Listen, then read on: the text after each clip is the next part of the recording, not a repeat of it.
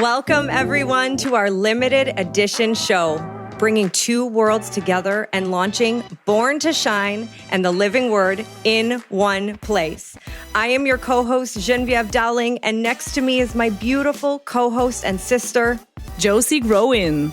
We are so grateful that we received a call from God, that it was time to share our voices in a new way, to welcome you into our inner world of healing, love, success, and the divine. Thank you for being here and riding the wave of authenticity. We may laugh, cry, we might even speak another language, and that's what being present and real is. Isn't that what the world needs more of anyways? Let's dive in.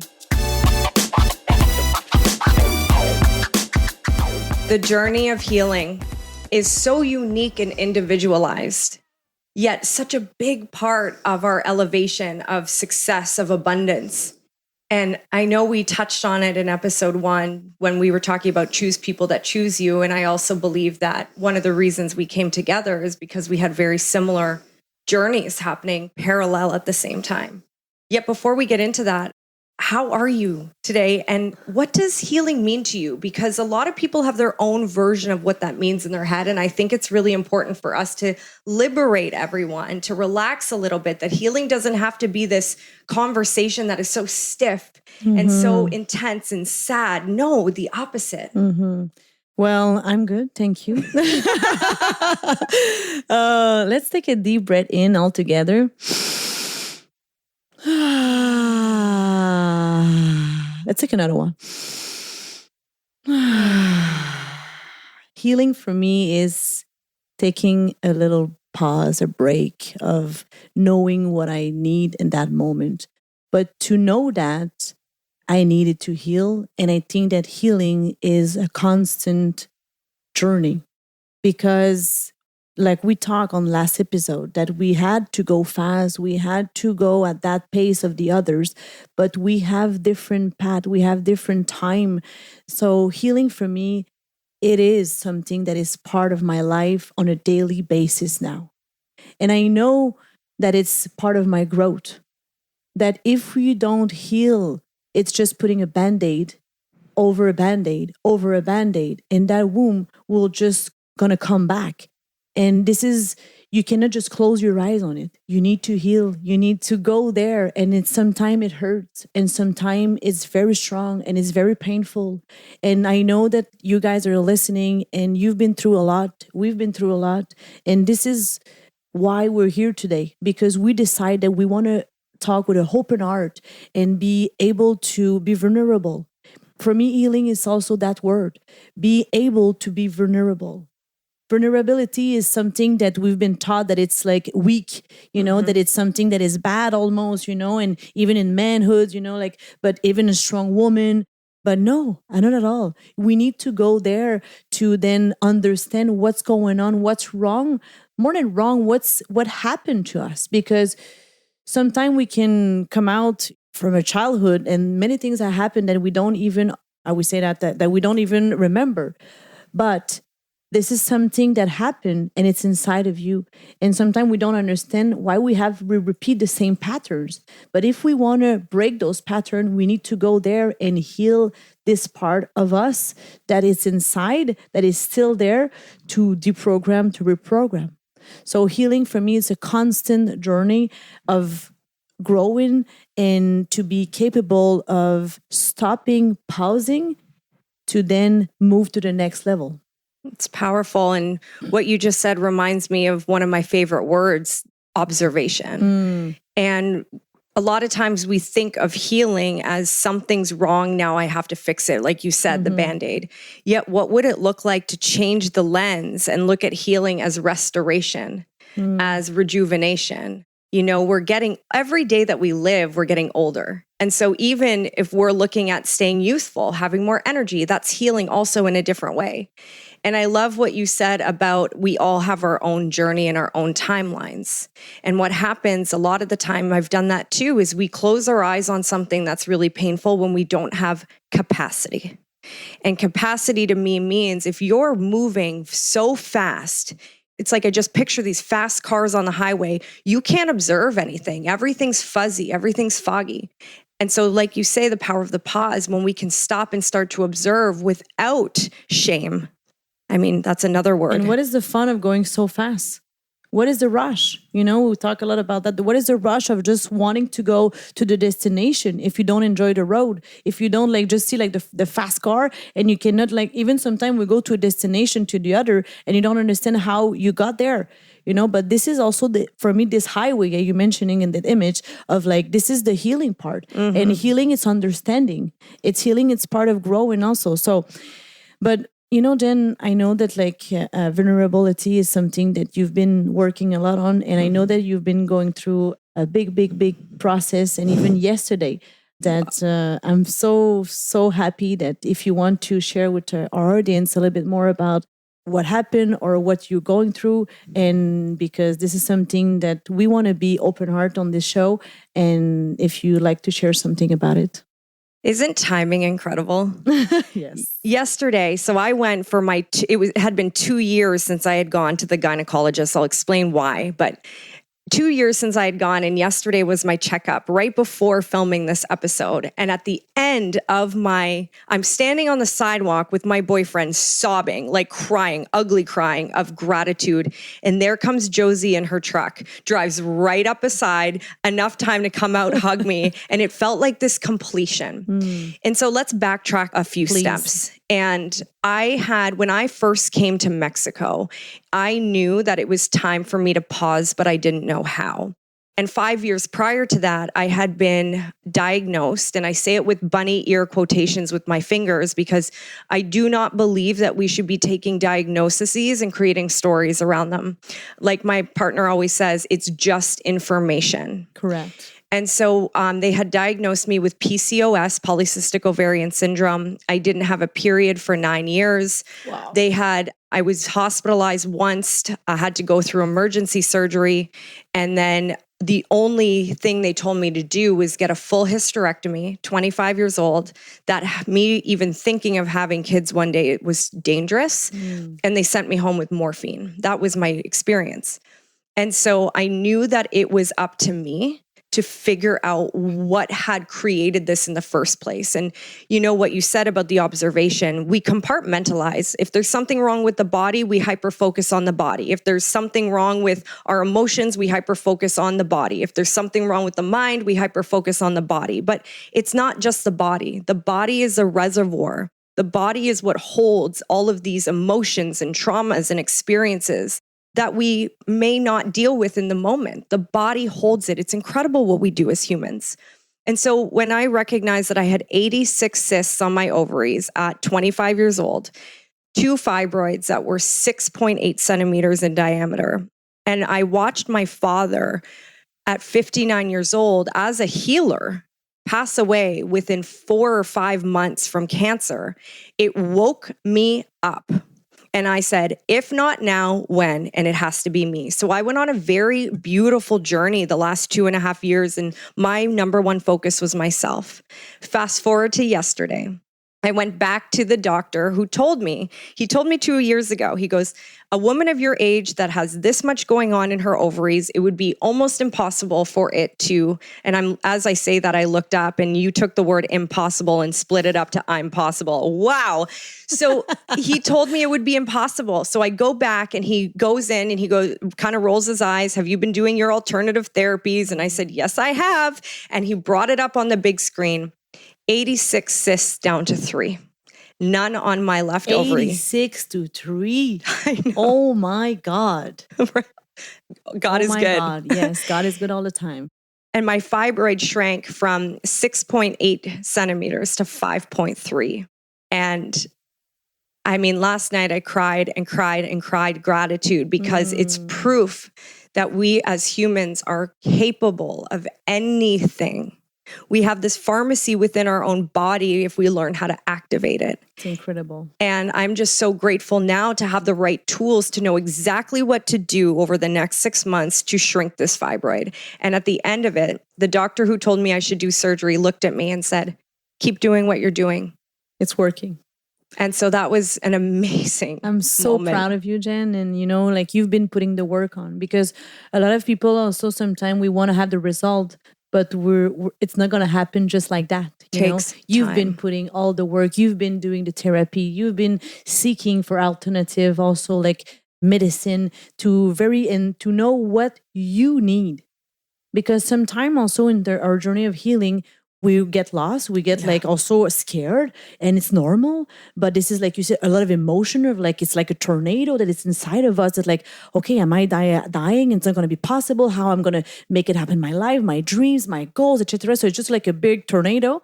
But then also we start like hearing from, and also like the medicine, like the chemical and all those stuff that like they try to put inside of operation, a drastical, solution, but we want to fix it. It's so true. But again, I go back to the image that you just gave us about the highway, like if you just observe and pause, and this is what you did 2 years ago. You said, what's going on and how can I get better, but really better, not just fix it with a Band-Aid. And last night, actually, that reminds me of the observation, because now it's a new lens of observation. And I'll be honest, I was scared to go back. I put it off for like 6 months. I was so afraid to go back because I'm like, what if it didn't work? But, again, it's just information. And I sat at home last night and I looked at my partner and I said, right now, I'm so grateful to be the woman that I am today, because I think of the young girl who felt so much shame, that the body took the shame and created these fibroids and these cysts in the womb, the mother center, the nurturing center, the female center, the divine feminine center, and created these boulders. And I said, this young girl now gets to be seen for the fear and the shame that she lived for so long, and it no longer has to be the truth. And that's something I also see in you, Josi, because I didn't know we had very similar journeys. Yes, until few months ago. Isn't that incredible? Yes. And I would love to know that for you, yeah, you constantly stop to observe. Yes. Now, yes. Because for me, was a breaking point in my life for sure when I was in Canada. Then in Canada, we've been giving so much hormones since we're very, very young, And I think that women, we keep so much emotion in that area, of our ovaries and there was another place that I got sick, because of the hormones that were just. I had my period. I was 10 years old, and I always been faster than the others and everything. I was a surprise of this world. My parents got together, and after 2 weeks, my mom was pregnant. They were not together, but they start to be together. So all my life was like faster and faster, but also through moving to the next step of my life.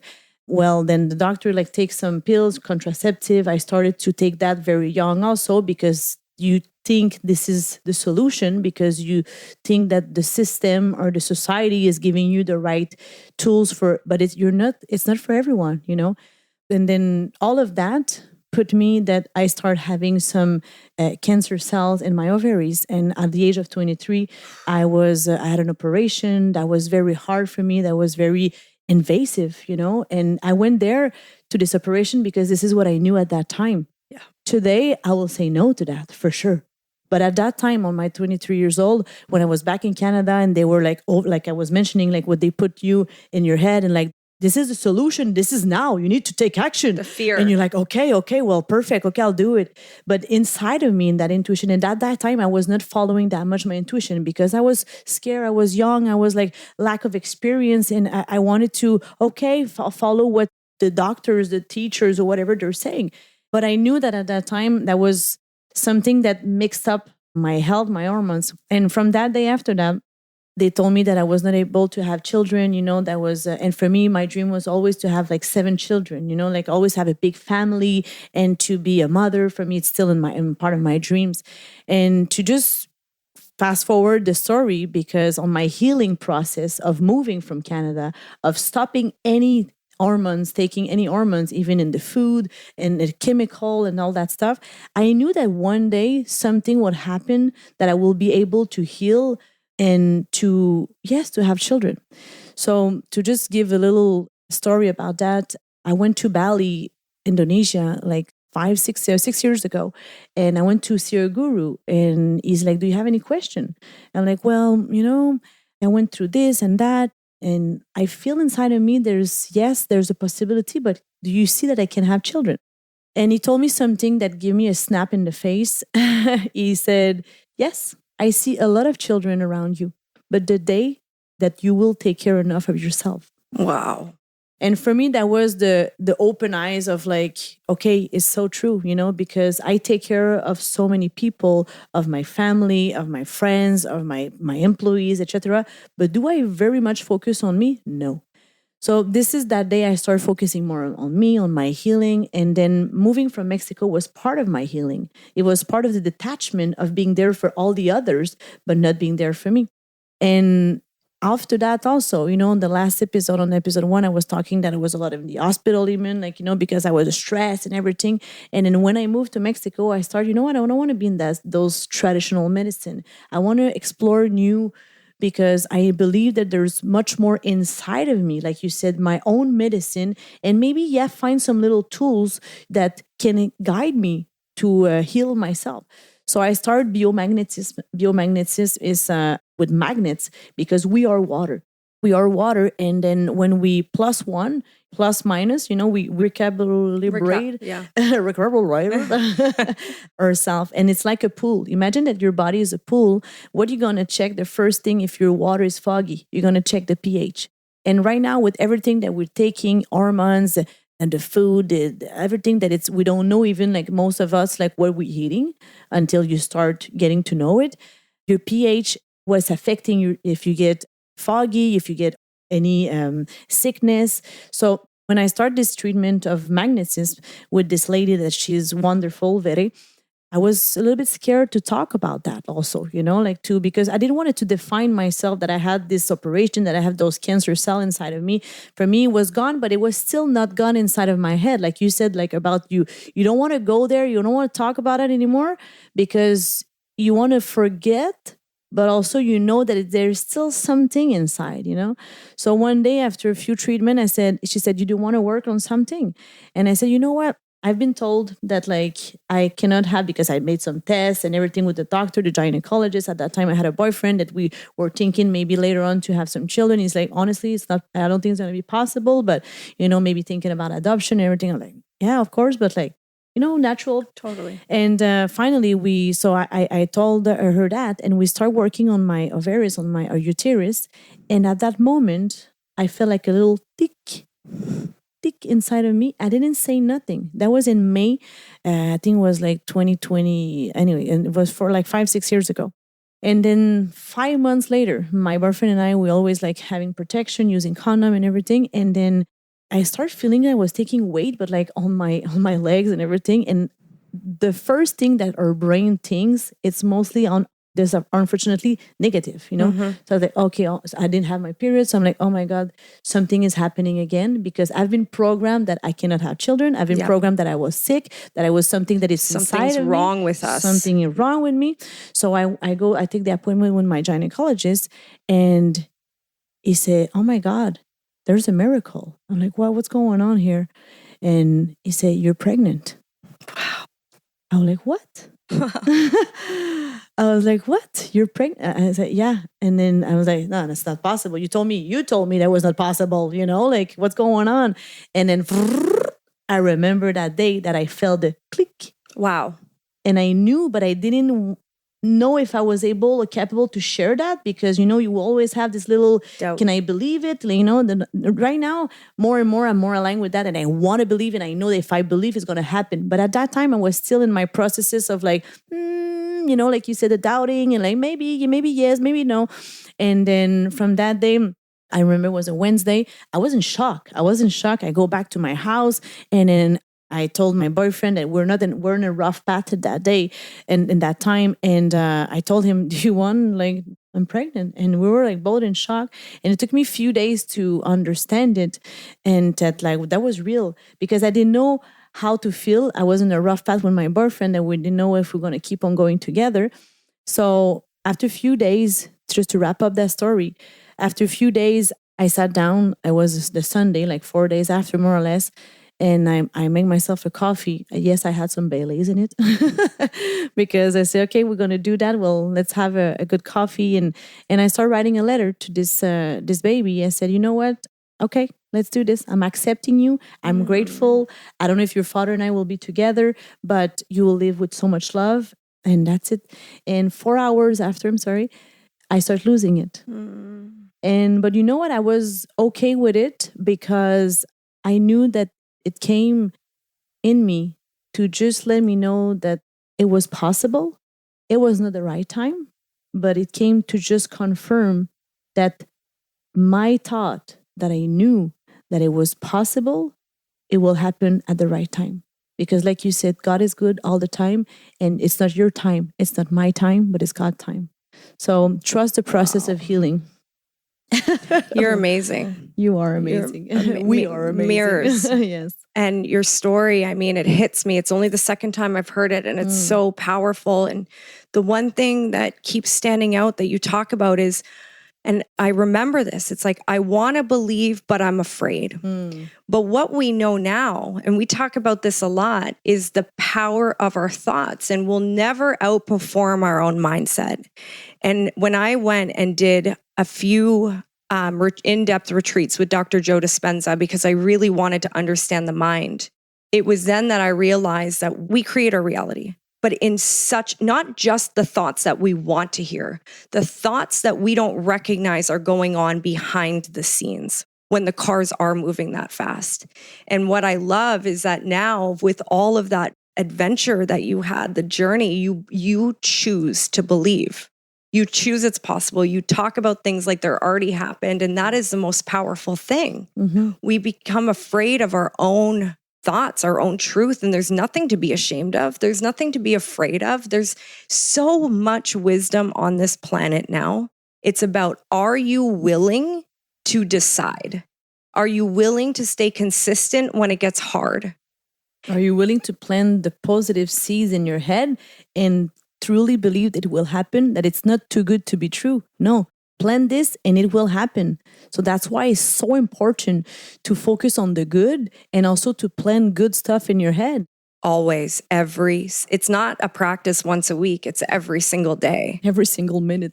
And thinking about our wombs, right? We've been brought together. Our wombs have gone through this transformation, but also one of the things that has become very important to us is softening into our feminine. And when we talked about this, even on episode 1, about we wanted to prove and do, and we were outperforming everyone in Canada. And then we come here and we slow down. But the slowing down also brought us back into resonance with our feminine, because we were operating so much in our masculine. So much.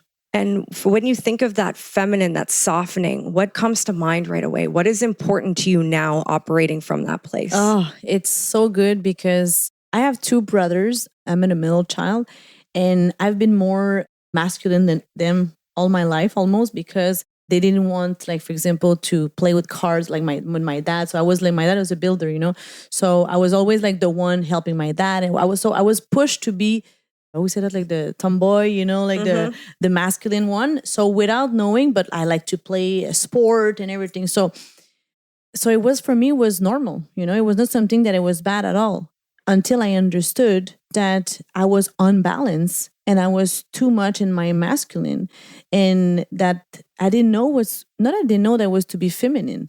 I didn't know how to be on my balanced side, that how important it was. Because today that I know how powerful it is to activate my feminine, and this is, we're talking about you men too, because we all have masculine and feminine side. We all have a yin yang inside of us. So when you know how to balance it, this is when the magic happens.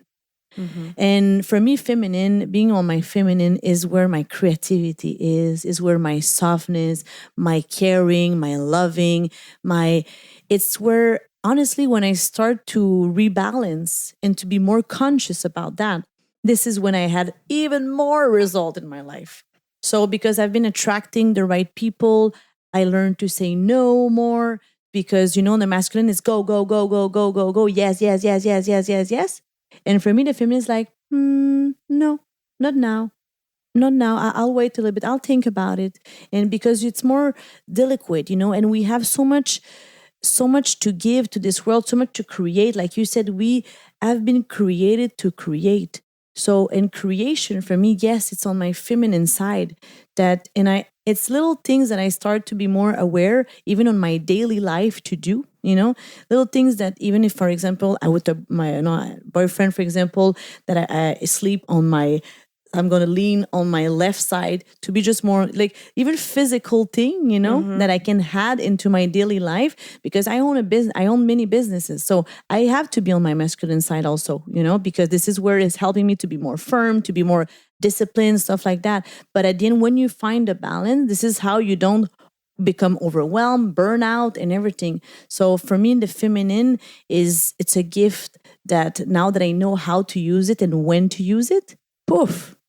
It's the magic. It's the superpower. But Jen, you've been a muse for me. And I told you that when we met, and like you helped me a lot to be more on my feminine because you are, for me, a very beautiful woman that is a real, how we can say that, like you connect with the feminine so much, but you're very balanced. And for me, you help me to, okay, I want that. I want that. Not I need that. I want that. And I think this is the two things of like you wanting and needing, because when you see, you feel, I need, you push too strong. So I want that. And slowly, I move on my own path, on my own journey, on my own pace of healing that to become more in my feminine. And now look at where we are. We are on that creation part that we can connect with so many people. And I hope it's touching your heart right now. I hope it makes sense to you if you're listening to that. And you can find that balance into you to see where you can be a little bit more in your feminine or also balance your masculine. Well, I appreciate that. And that means a lot. And it's such big confirmation of this journey because I didn't know what it meant to be in my feminine. I mean, my mom left when I was very young. And I mean, a lot of things resulted from that, a lot of subconscious patterns. We create patterns that we don't know are there. Yet I'll never forget last summer, I went out to my cabin, where the one place we have left from my dad. And I sat on the porch and I looked out at the rolling hills.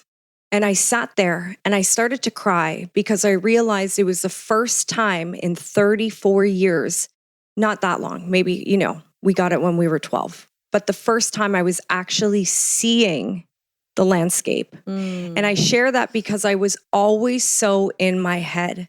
I was constantly thinking, what is this person thinking of me? Am I doing enough? Am I good enough? Am I all of these things constant to the point that the noise was so loud, I didn't even know it was there. And when the noise was constantly rolling in my head, it means that I was disconnected from my body. And the feminine is about our being, is about presence. And when I recognized that, I realized that the biggest work was becoming the observer of the thoughts. And becoming the observer of my thoughts meant I had to be very honest with myself, that I was always in comparison mode and trying to prove my worthiness.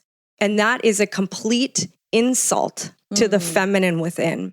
And so if you're wondering, where do I start on my healing journey? What do you mean in the divine feminine? This is what I share with my clients. Tomorrow morning when you wake up, take notice of what goes on in your head as soon as you wake up. Maybe it's your grocery list, your to-do list. Maybe it's if you answered your emails. Recognize what the first thing you think about when you wake up. And then once you have it and you recognize it, I invite you to take a moment and say, I hear you, and that's enough. Yes. And breathe. And maybe go outside, ground your feet on the ground, maybe do something, and then start recognizing what's the automatic thoughts when you're in the shower, when you're making breakfast, when you're in your car, because that is where to start. Recognize where you are unconscious in your life. And for women, I believe firmly, we are constantly running lists of things in our head, and that's keeping us out of feeling, of sensation, of creation. I believe that is so powerful. So true. So true. Thank you for sharing those tools. This is what I wanted to, before we close this beautiful episode of healing, I would love to, if you can share a little bit about what else tools that you've been using on this process of healing on your daily basis. So I do a lot of things. We can get into that in another episode, but it's equal mind, body, spirit.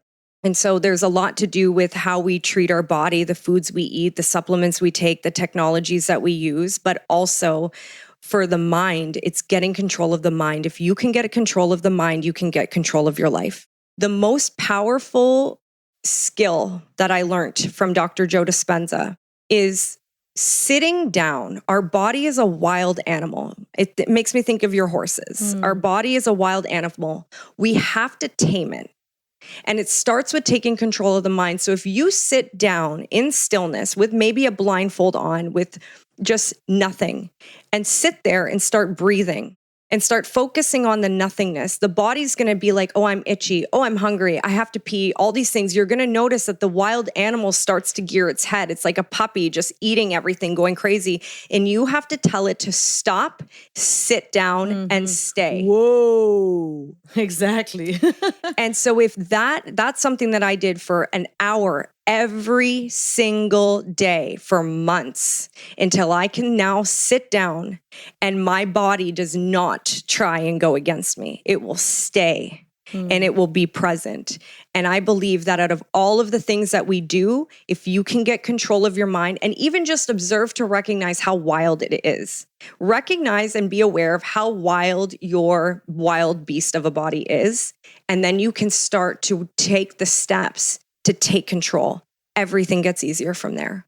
What would you say would be the most inviting tool? Oh, there's so much. I think that we can talk about it for the healing process and for many hours or days, because for me, it's part of my daily life, like just to journal, to write about it, to understand what's going on inside of me. Doesn't mean that's wrong, like you said, but like I was mentioning at the beginning, the Band-Aid, to just take off the Band-Aid and to go to the point, that it's the pain point, and to seek for the solution. And yes, I'm going to share that to close.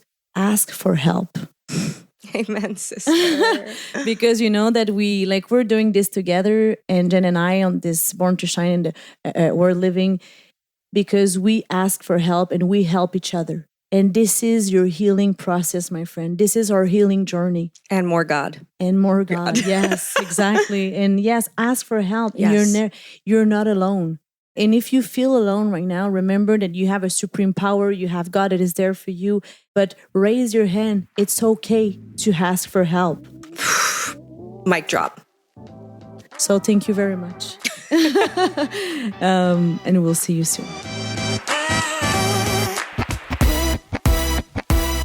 Thank you for joining us on this enlightening journey today. We hope you found inspiration, knowledge, and renew a sense of purpose through our conversation. Remember, my dear friends, that you are born to shine, and together we can create a ripple effect on positive change in the world.